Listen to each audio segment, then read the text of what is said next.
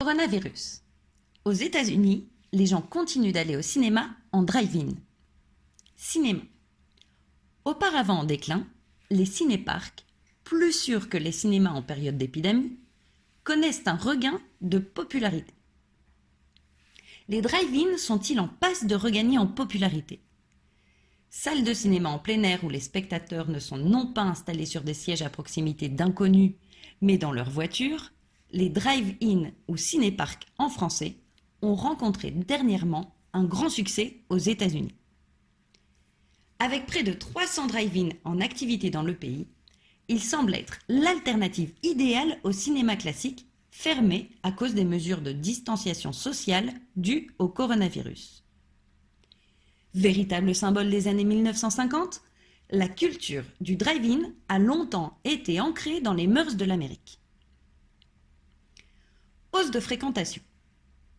Pour le moment, aux États-Unis, les drive-in représentent l'unique occasion de sortir de chez soi pour se divertir, mais en toute sécurité à l'intérieur de sa voiture. John Copp, propriétaire d'un drive-in en Virginie, fait partie des rares propriétaires de cinéma en plein air à être restés ouverts durant la pandémie. Moins de 15 d'entre eux étaient en activité dans le pays, la saison ne commençant habituellement qu'en avril.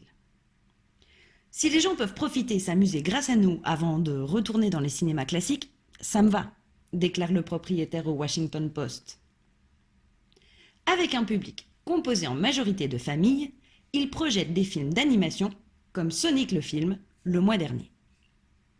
Au Texas, un propriétaire de drive-in a vu ses ventes de billets augmenter de 40% le week-end du 14 mars avant de les multiplier par 2 une semaine plus tard en proposant de fiction.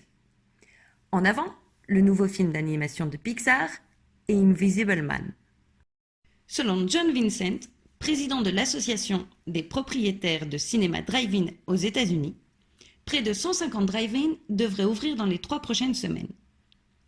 Des politiques se voient même soutenir l'ouverture de ces cinémas en plein air, comme à New York, épicentre de la pandémie aux États-Unis, mais aussi l'un des territoires avec le plus de drive-in dans le pays. Succès éphémère. Andrew Cuomo, le gouverneur de l'État de New York, qui a indiqué avoir l'intention de rouvrir les commerces non essentiels vers la fin du mois de mai, veut accélérer la démarche pour les drive-in. Où est le problème de sécurité publique? Il s'agit d'un cinéma en plein air. C'est être dans une voiture avec les mêmes personnes, a-t-il déclaré récemment lors d'une conférence. Mais si les drive-in connaissent un soudain regain de popularité, ils demeurent fragiles, entre les très faibles marges qu'ils parviennent à dégager et les frais d'entretien élevés. À leur âge d'or, ils étaient 5000. Leur chiffre tombe à 900 dans les années 90, puis à 300 aujourd'hui, tandis que le nombre de cinémas multiplex a explosé. Les drive-in n'auront-ils qu'une popularité éphémère? Il s'agit d'une excellente forme de distribution alternative. Une autre façon pour nous de consommer du divertissement au lieu de rester à la maison et de regarder Netflix tout le temps, explique Thomas Doherty, professeur à l'université Brandeis, spécialisé sur la distribution et la projection de films. Mais je pense que c'est une phase intermédiaire avant que l'on puisse revenir à ce que l'on faisait avant. Et voilà, c'est tout pour aujourd'hui. Si tu veux avoir accès au texte avec quelques mots de vocabulaire expliqués, n'hésite pas à regarder dans la partie information en dessous de cette vidéo. À bientôt!